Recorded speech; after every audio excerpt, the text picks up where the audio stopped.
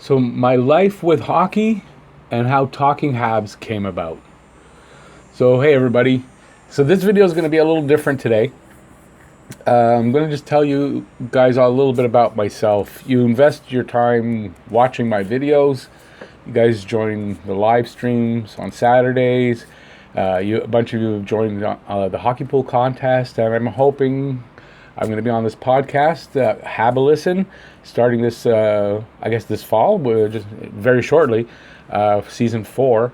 And I'm hoping you guys will listen in and all that. So, because you invest in me, I want to just let you know a little bit more about myself and how the channel came about, and maybe give you a little peek into my studio. So that we're going to do that today. I'm not going to do my normal intro and all that. I'll give people who like the double barrels, you get that.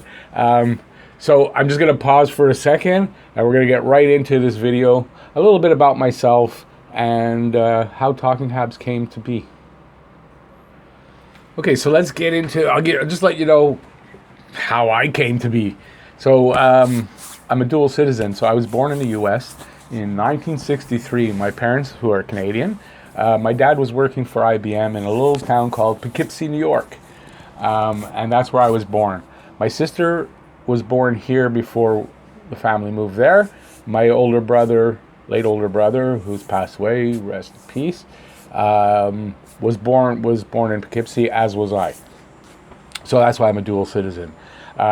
When you're born, when your parents are Canadian and you might be born somewhere else, you're still Canadian. So I've been here since July, I think 2nd of 1967.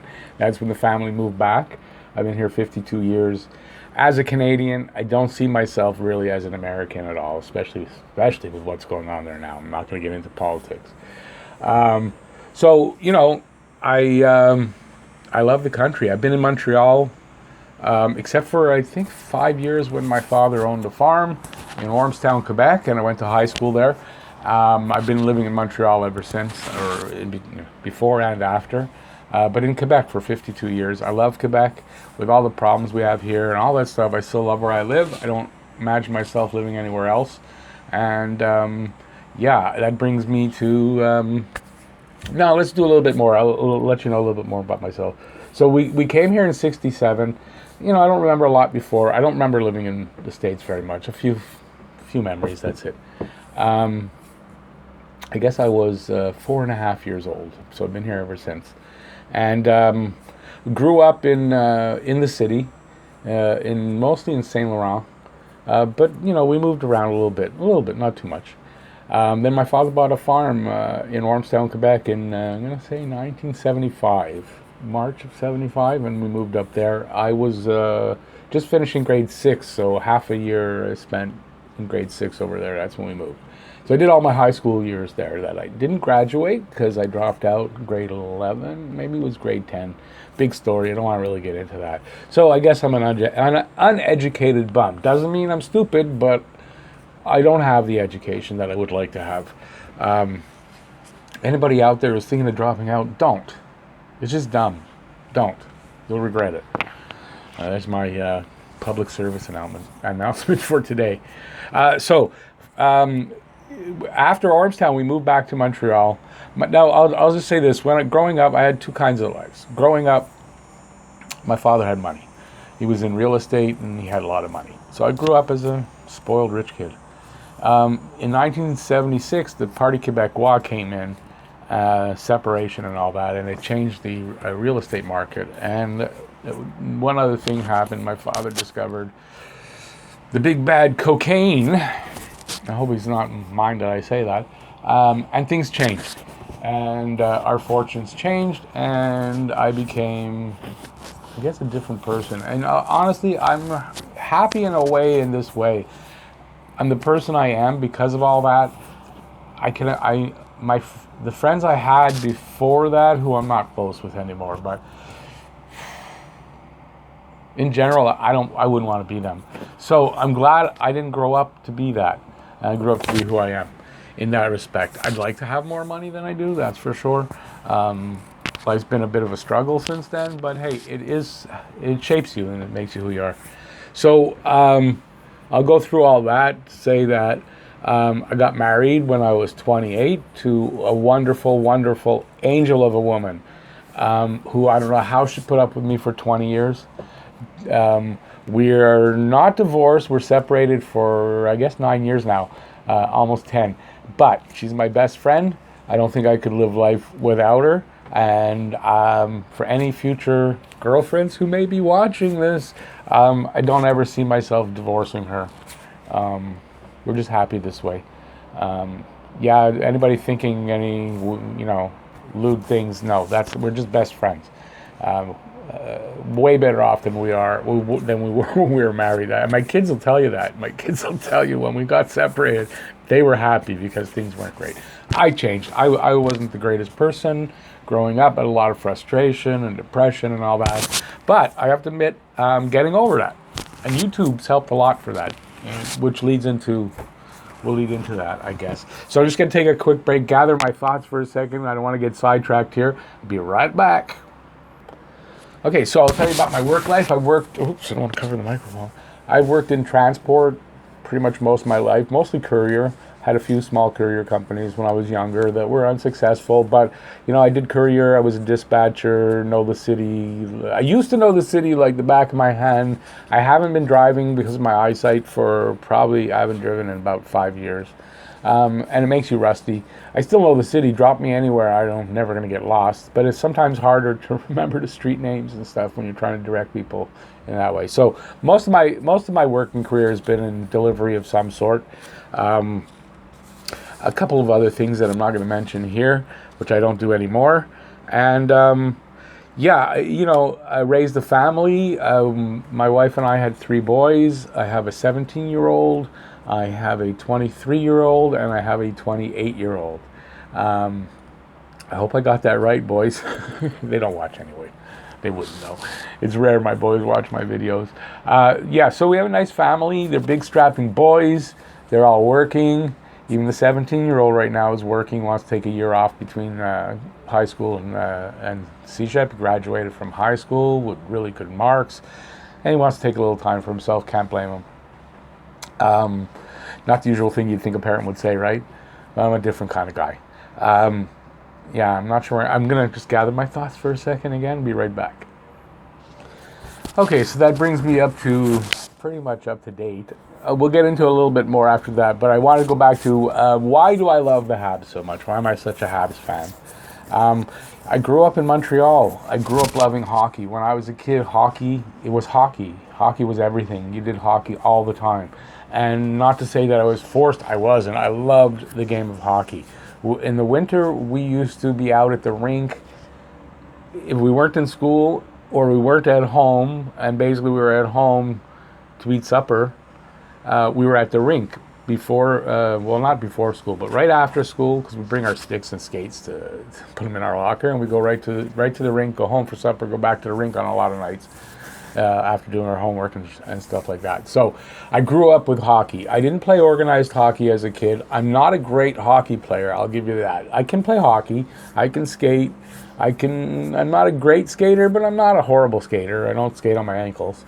So I can play a little bit of hockey. I have played a little bit of seniors hockey and stuff like that, but I never played organized hockey as a kid. But grew up in Montreal with the greatest teams in the history of the league. How could you not be a Habs fan? How could you not be, if you love hockey, how could you not be a Habs fan? And how could you not love hockey? I always said this, I hear Canadians say, well, I don't really like hockey. And you're a Canadian? Let me see your birth certificate. It's like, how could you be a Canadian and not love hockey? It's our national sport, but that is what it is. So I grew up a Habs fan. I've never really cheered for anybody else. Once I was a Habs fan. I started out liking the Chicago Blackhawks because I loved Tony Esposito. But he was my favorite. And then it was Bobby Orr, because Bobby Orr was the thing back then. He was, to me today, greatest player ever to play hockey. I don't care what, you can make an argument for other guys, and I'm not saying you're even wrong, but for me, Bobby Orr is the greatest hockey player ever to lace up the skates. And we don't have to get into that argument. But then I became a Habs fan, and I don't cheer for anybody else. I really don't. So it's hard for me sometimes. It's something I have to do for this channel. I never grew up as a fan of another team. Yes, I knew all the players. I mean, hockey was everything. So I knew the players. I was in hockey pools. I knew a lot about all the other teams and all that, but it's not the same as cheering for them. After, probably after having kids, I don't have a lot. I'm kind of a loner kind of guy, so I don't have a lot of close friends. And after having kids, I guess I fell away from. My kids never took to hockey. My wife sort of likes hockey, but it's mostly playoffs. Doesn't really, blah blah blah. She's into Elvis. Love you, Lou. And so my kids never really got into hockey. I taught them how to skate, but they just never really got into hockey. So it was just me. Over the years, you don't follow as closely. So I lost step with the league. Not really the team, but with the players around, that I didn't see often because, this is the way it is. So having this channel, I have to get back more into that kind of stuff. Plus, I want to say something so when we go on. I'm not an analysis guy. I've never been big at being able to analyze in technical detail. I'm an older school guy anyway. We never had all these terms and I like what I see. I describe it my way. That's pretty much what you're going to get. In some previous videos, I've tried to do it, and I'm not. I may get there, but I'm not going to be big on, with all the terms, and I'm not going to be big on that because I didn't grow up with that. So I will try to get there. This is a little bit old-fashioned kind of way of looking at hockey, I guess. It's the eye test first, and then, plus being away from it, I can sit here with the camera off and boy, I can talk to myself and I got all kinds of things to say. Turn the camera on, it goes away. It's a problem. So I'm teaching myself, along with this video, if you've noticed, probably my last 10 videos or so, I'm doing a lot more unscripted stuff with bullet points and talking through it. And I'm hoping it's okay. Once the season starts, obviously the reviews and the previews and all that stuff going to be scripted because, you're going to stats and a lot of stuff like that. But there'll be a lot more unscripted stuff coming. And even in the reviews and stuff, I'll go with more of what I see, and I'm able to see the game a little bit better, following it the way I do right now. So I'm going to gather my thoughts again because I want to change paths and get into how Talking Habs came about. So I've been kind of unemployed but I'm playing with the microphone again. Sorry, there's a microphone there. I don't even see it. Oh, it's somewhere. Where is it? Oh, look, it really melds in with the... Can you see it? Nah, anyways, it's a microphone there. It's probably making all kinds of noise, and I'm an idiot for doing it, but that's what it is. Okay, so I've been unemployed for about 5 years, partly due to health issues. I've got disc problems. I can't really sit for a long time or stand or walk for a long time, and I don't drive anymore because of my eyes, and that's what I did my whole career, so it was hard to find work when I was actively really looking for work that much, and... Besides, at my age, I'm 56 right now. It's hard once you hit 50 to start over somewhere. It's not easy. So, whatever that means for the last 5 years, I've been kicking around a lot. Okay, so about, I'm going to say August of last year, so about a year ago, I discovered the hockey guy on YouTube. And I imagine I've seen his thumbnails around, had seen them, and just never picked up on it, but I guess he did a Canadians video, and I guess it caught my eye. And maybe even that's why YouTube suggested it to me, and it was there because obviously I watch Canadian stuff that's on there. And I watched a hockey guy video, and I went like, oh, I like this guy. Something about this guy I like. I watched another one. I watched a bunch of them that day, and subscribed, obviously, and continued to watch for probably a couple of months. And, probably for a whole year before that, I wasn't really into hockey. Canadians had a really horrible season. And for whatever reason, I didn't follow very closely, and I wasn't in tune, and I got away from hockey for a bit. And watching the hockey guy got me back into hockey, and I'm trying to keep this video down. Under 20 minutes, it might not be. Sorry about that, but it's an important video. He got me back into hockey, and then not only that, I mean, if you guys watch the hockey guy, Shannon's an unassuming guy. He doesn't have any airs about him. Guy's got a memory and can talk. I wish I could be half as good as him one day, So Shannon, you look at Shannon, and I went, okay, I'm a little older than him, and I didn't really know that Honestly, I'm a little too old for YouTube. I don't know. That's what they say. I'm about 20 years too old for YouTube. Whatever. To me, it doesn't matter. If you guys don't like it, I mean, you don't have to watch. I hope you do. And it doesn't make a difference because whatever. And I thought,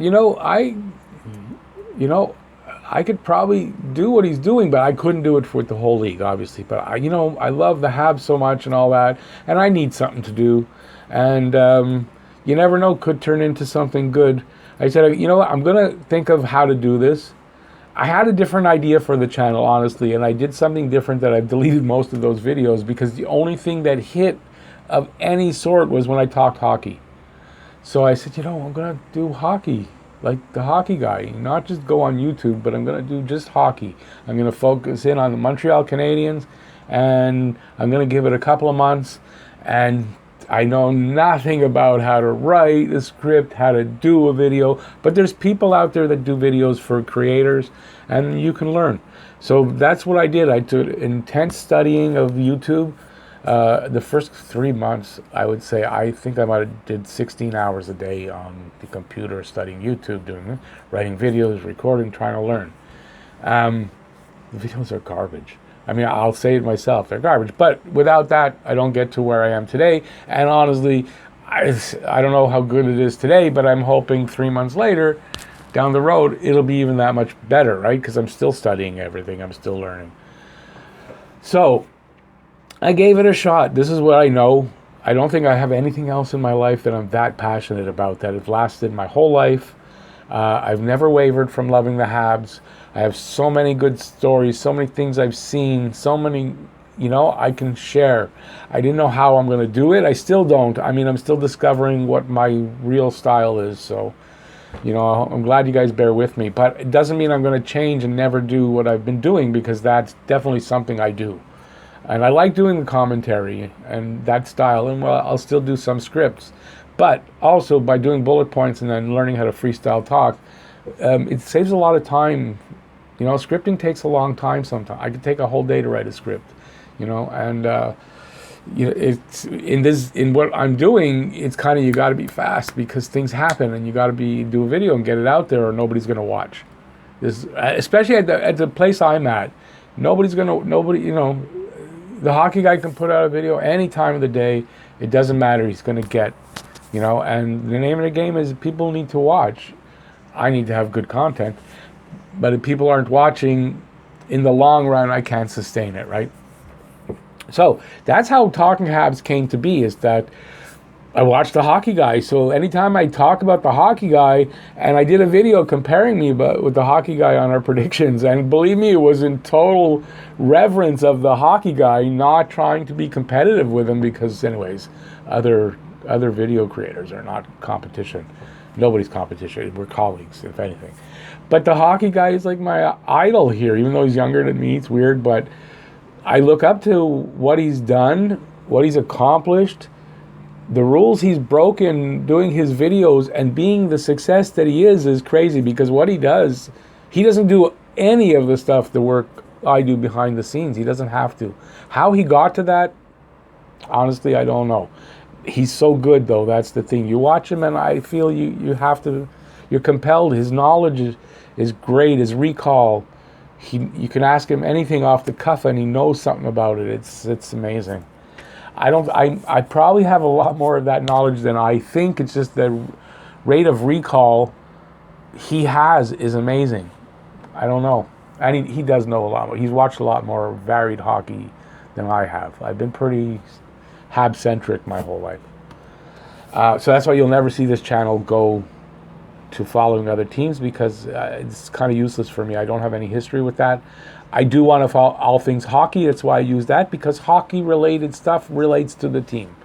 So anything that can relate to the team, I can do a little piece on or talk about, but I'm not going to go in-depth on any other team ever. That's not my style. I don't have the knowledge for that. Where we're going. I'll probably pause here, but I'm not going to. I want to mention something. If you followed this long in, you might know about the promotion that's going around.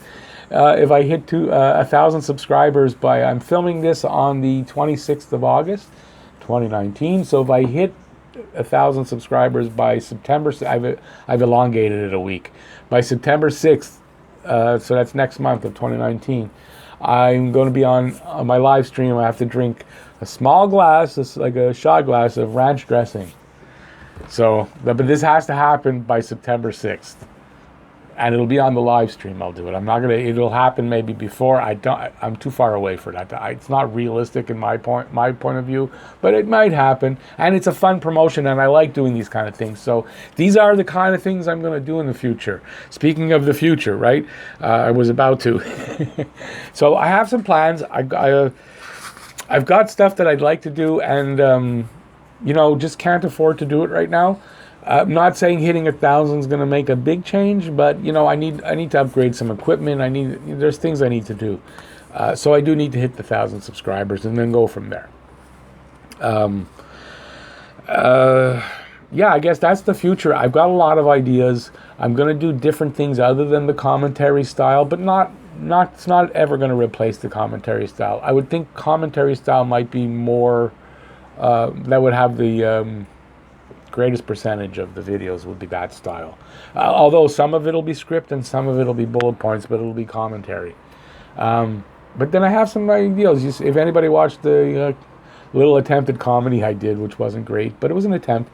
I'm going to try to work, a little bit of that in every now and then. And the summertime, that's what summertime is for. There's not a lot to talk about in certain times of the summer. By a certain point, to a certain point, it's kind of empty and it's hard to fill. I like to fill it with fun stuff. There's a time, it's like 10 months of serious, and we've got to have a couple months of fun. Let me see now. I want to make sure I got all these bullet points.